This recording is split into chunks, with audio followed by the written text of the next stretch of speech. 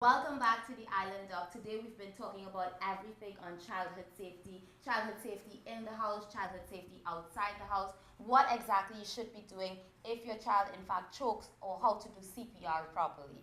Yeah, and now we're going to move on to the part of the show that you have been waiting on. How do you look for signs of child abuse? Okay. So some of the signs of child abuse, honestly, they're very subtle.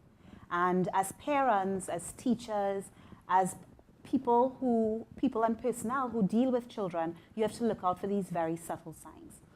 One simple sign will be just behavioral changes. You've had a child who's always been getting a B or an A student, has been doing very well in school, and then all of a sudden the child's grades have drastically dropped, or the child is abusing substances, like you see them now smoking a lot of marijuana, or even delving into more serious drugs. So those are some of the subtle signs, or even blatant signs, because the child is really trying to tell us themselves of abuse. So another sign would be a child who has secondary enuresis. And this really is just a fancy medical term for a child who had stopped wetting their bed for a while and started back wetting their bed.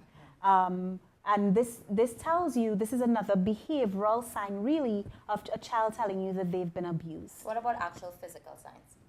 So actual physical signs, I'll be honest, they're difficult to see.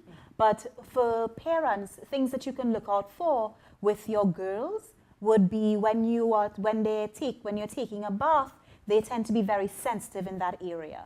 Another thing would be is that they're complaining of pain while urinating. They're saying, "Mommy, it hurts when I pee." So that may give you a cue to take a look down there. What may also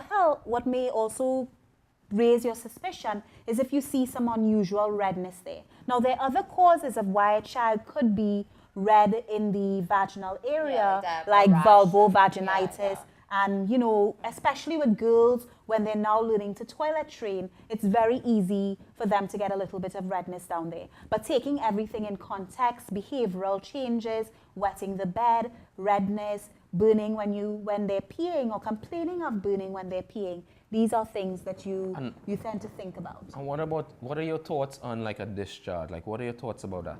So, honestly, the percentage of kids who present with discharge are small, but these are, of course, things that will alert you. Yeah. It's very unusual for a child to have a green discharge or a foul-smelling vaginal discharge. So again, these are your cues. And if you see any tearing down there, it could be because of trauma, but if you see any tearing in that area, then you definitely want to take your child to an emergency room. Okay, and for the guys, I don't want to leave out the boys, because we've been talking about the girls, but for boys, if it is that they've been abused, they may complain of anal pain, difficulty sitting, or just pain in that general area. And behavioral, definitely. There will be kids who are the kids who will lash out at you. Don't be so quick to think that there may not be something else going on. Okay, guys, you've heard it from Dr. George. Now you know all the signs to look for, in order to know if your child is being abused or not. And if you have any questions, feel free to email us at theislanddocs@gmail.com, or like us on Facebook and send us a message at theislanddocs. And the apple a day for today is, do everything possible to protect your child. Childhood safety is very important. So until the next time, guys, see you.